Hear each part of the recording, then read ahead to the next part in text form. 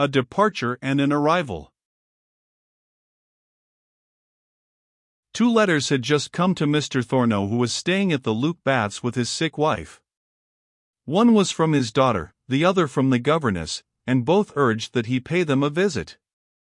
That they wished exactly the same thing gave him no particular pleasure, for he knew from experience that such accord usually arose from some disagreement. Laying the letters on his wife's bed, he said, "That is another summons to go to Luke, but don't be disturbed about it."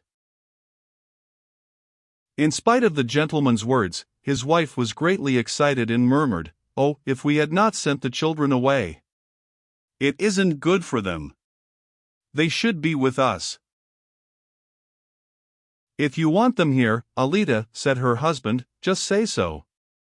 You know my only reason for keeping them down below is that you may have greater quiet." "Yes, I would feel better if you would bring them," replied his wife. "The governess may mean well, but she is too strict, and does not understand children. She is severe when it is unnecessary, and under her training Hugo grows more quiet and reserved and Alida more obstinate and disobedient. Neither of our children is easy to handle." Image 007. "Quite right," agreed her husband. "Alida has my temperament, and being a girl needs specially careful guidance. Hugo has your disposition and also your delicate health. He also needs special control," added Mrs. Thorneau. "You will always deal with him gently, will you not, when I am here no longer?" "Let us not say another word about it," protested Mr. Thorneau.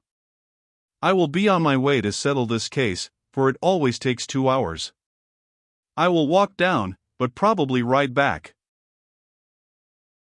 When Mr. Thorneau arrived at Mrs. Troll's house, the door was suddenly thrown open and Alida darted out, for she had seen him coming. Greetings over, the little girl began to pour out her story, but her father checked the flow with, "Miss Landrat comes first. Then it is your turn," and that was really the way he heard of the matter. Alida gave a vivid account of Vincey's banishment by Mrs. Troll, and called Hugo as witness that the boy was by no means a street urchin, but a very nice lad, with whom anyone would much rather be friends than with Mrs. Troll. The father did not doubt for a moment that there was some new reason for his daughter's sudden enthusiasm about music. But that was not the main issue. He felt some reparation must be made to the boy who had been kind enough to return his daughter's scarf and afterward been offered insult when he came to see her on her invitation. He would call on the boy and his parents and apologize at least, perhaps even make the boy some little present. Much delighted, Alida took the place of guide, for she had learned from Vincey where he lived. "I like the looks of this place," said Mr. Thorneau, glancing approvingly at the well-kept house, the newly mowed lawn, the swept path, and the scoured bench in the shade of the walnut tree. "Too bad. Too bad." He muttered the last words, but Alida quickly interpreted their meaning and said, "Yes, it is too bad that we don't live here, Papa, is it not? But we could soon move here, as our piano is only rented. Then Vincey could practice with me every day. And how I would like it! Practicing alone is dreadfully tedious, and that is why I gave him lessons, so he could practice with me." "So that is the reason of the music lessons." "Capital," said her father, bursting out laughing. "And your pupil was eager to learn?" "Oh, yes, and so clever," exclaimed Alida. "Just think, Papa, when I explained anything, he often understood it better than I, and would explain it to me." Her father smiled as he approached the front door, which stood open, and stepping into the hall, he knocked on the first door. At a call to enter, he opened the door into a large sunny room where Mrs. Lisa sat at the window doing some needlework, with Stephanie before her busy with thick knitting needles and coarse yarn. Mr. Thorneau introduced himself and said he had come with his children to express the sincere regret they all felt that her son Vincey had received such unpleasant treatment from Mrs. Troll. He hoped they could tell the boy how sorry they were and give him some proof of their friendship. Mrs. Lisa declared she knew nothing of Mrs. Troll's harsh treatment for Vincy had not complained, but she understood now what had happened. It was Mrs. Troll's words that had stirred Vincy's father to send the lad away from home. He had left that very morning, and she had been unable to think of anything else since his departure. Begging the gentleman to be seated, she informed him how things had gone with Vincy. Alida quickly ran over to Stefali to ask, "Where is your brother?" "He has gone away," answered Stefali. "Why are you not in the pasture?" "When he is away I thought you always waited in the pasture until he came back," she said, seeming to know about everything. "Vincy is not away for just an hour.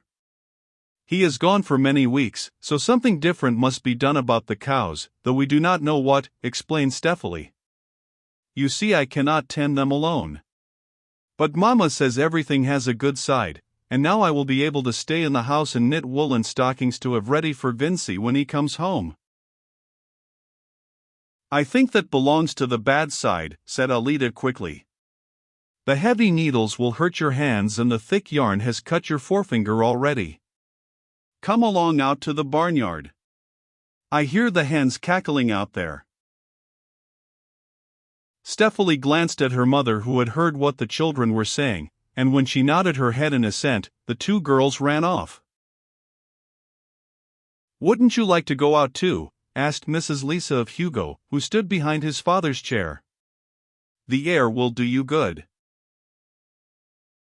"Why, of course, run along with them, Hugo," said his father.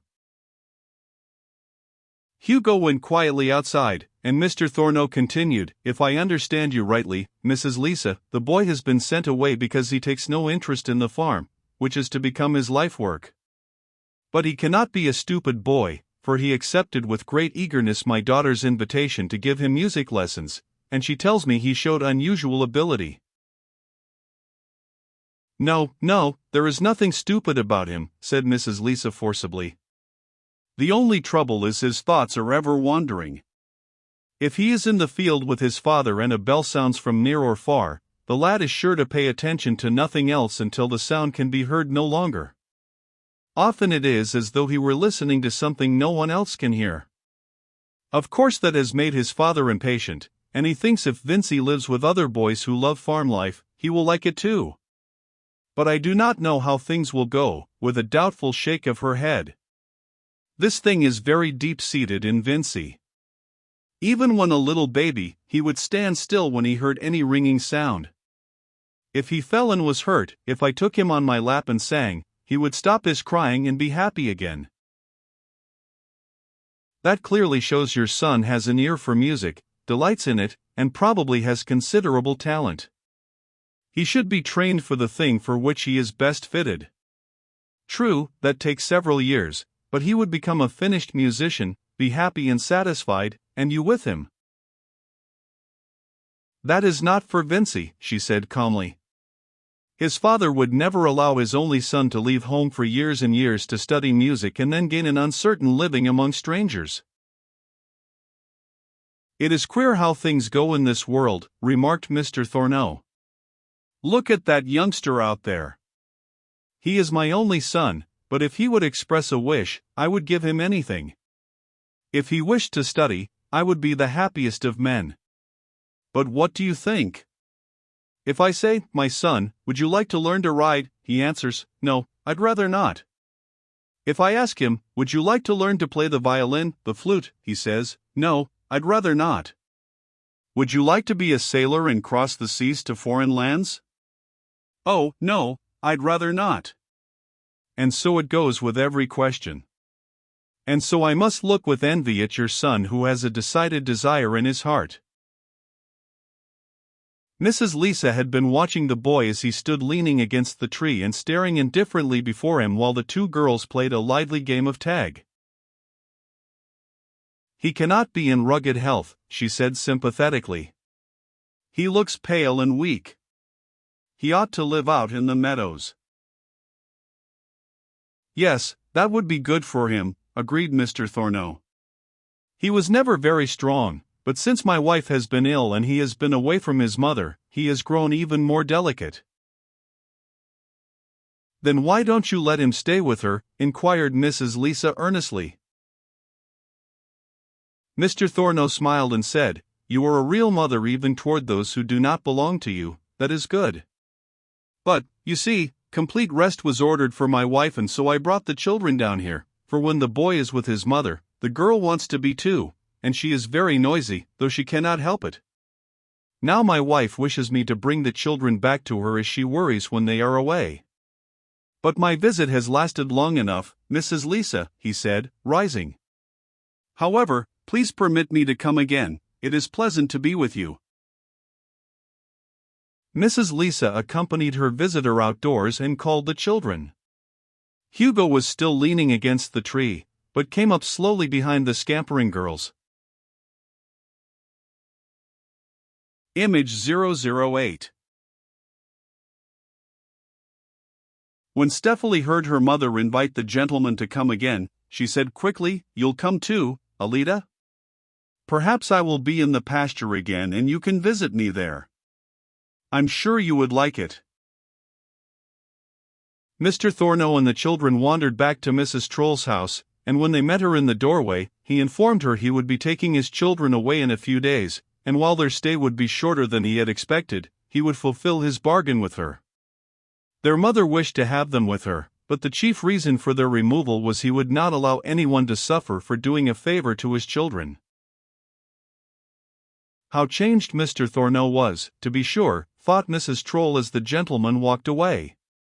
Once so friendly, now so abrupt and formal, and he was going to take the children away. And all on account of that boy across the fields. It was really laughable, thought she, though she did not laugh by any means. She would have been glad enough to recall her angry words to Vincy, but it was too late, for the carriage Mr. Thorno had ordered for his return had already come. As the carriage drove up the mountain, Mr. Thorno sat lost in thought. He had received a most pleasant impression of Mrs. Lisa and her household and wished he had known her before he had placed his children with Mrs. Troll. She would have been justified in scorning him and his children, for it was through them her son had been sent away.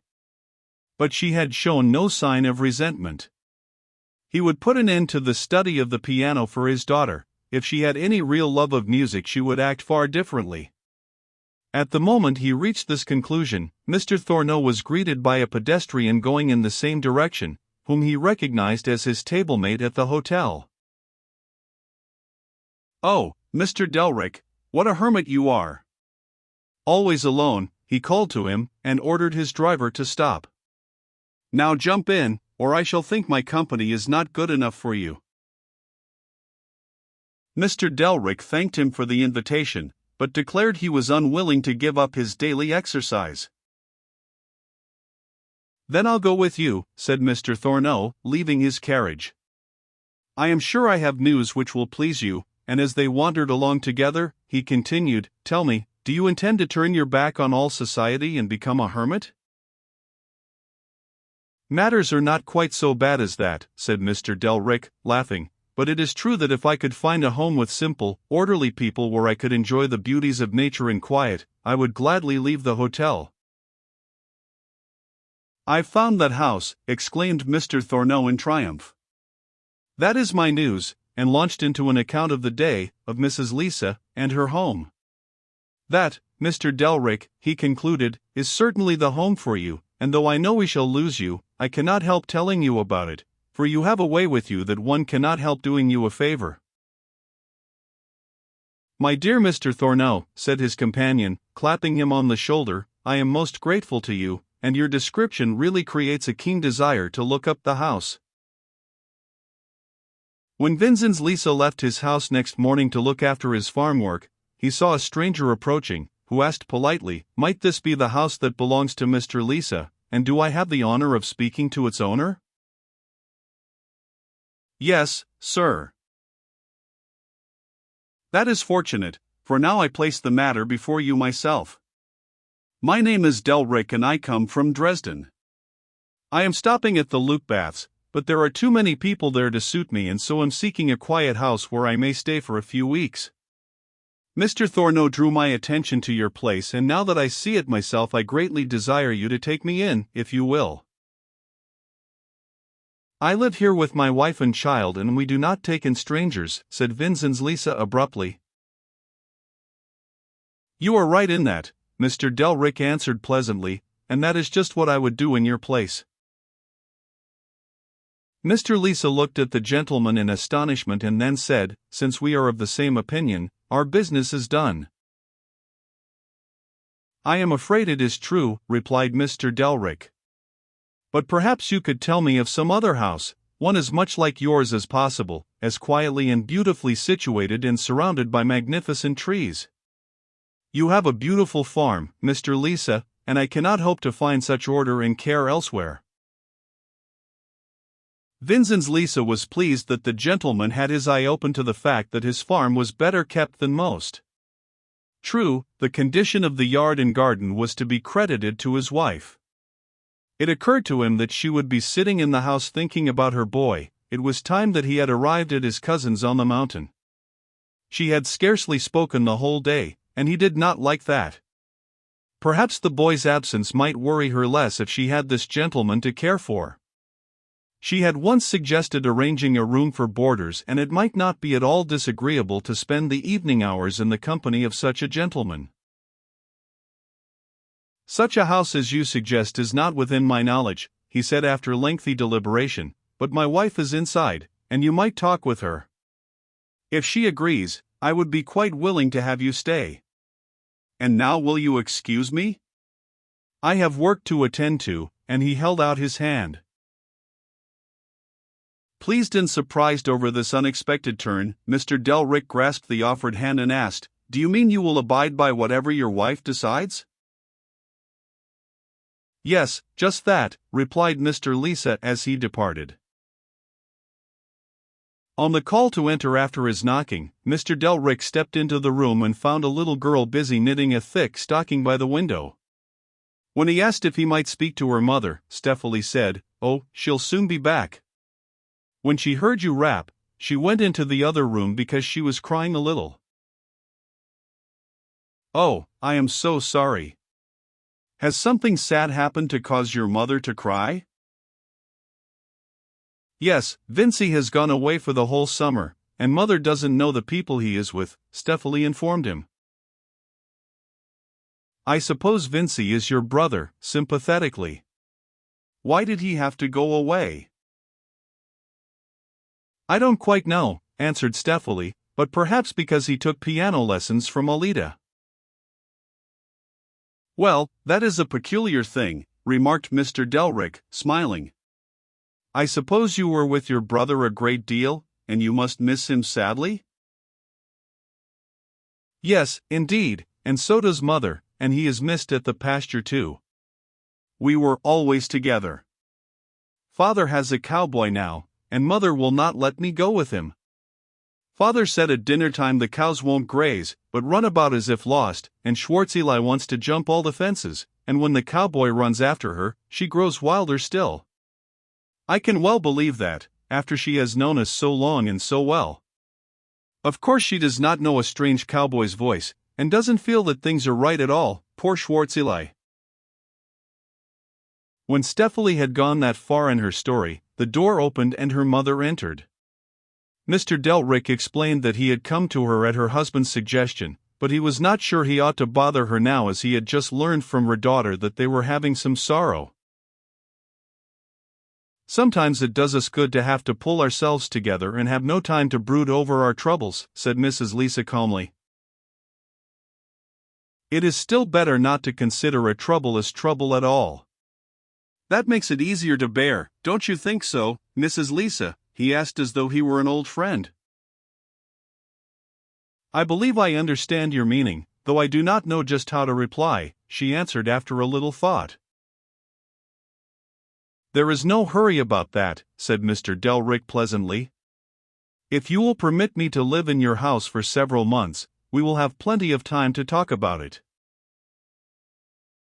Mrs. Lisa looked at her visitor in wonder, but the happy surprise that flitted over her face at his words quickly disappeared. "That does not depend upon me alone, sir," she said in her quiet way. "I know my husband will not take strangers into the house, and that decides the matter. I have already come to an understanding with Mr. Lisa," explained Mr. Delrick. "He told me himself that he would be satisfied with whatever decision you make." Mrs. Lisa did not know what to think. Just a short time ago her husband had declared no strangers would be taken in. She suggested Mr. Delrick should first look at the 2 rooms they could give him, to see if they would suit. If they did, she would talk the matter over with her husband and send him word at his hotel. This pleased Mr. Delrick, for he did not wish to hurry a decision, he said, as he followed her upstairs. The light, airy room with windows to the east through which shone the morning sun attracted him no less than the one to the west with the giant walnut trees to shade it, and he was so loath to leave them that she could not fail to observe it. When Vinzen's Lisa came home that evening, the first thing he said was, "Well, what did you arrange with the gentleman?" His wife told him she had been unable to give any definite answer without knowing what he thought about the matter. "But, Vinzen's, I believe that if the gentleman comes to stay with us, he will bring us a blessing," she concluded. "We always have need of that," replied her husband, "so you better let him know at once that he may move in."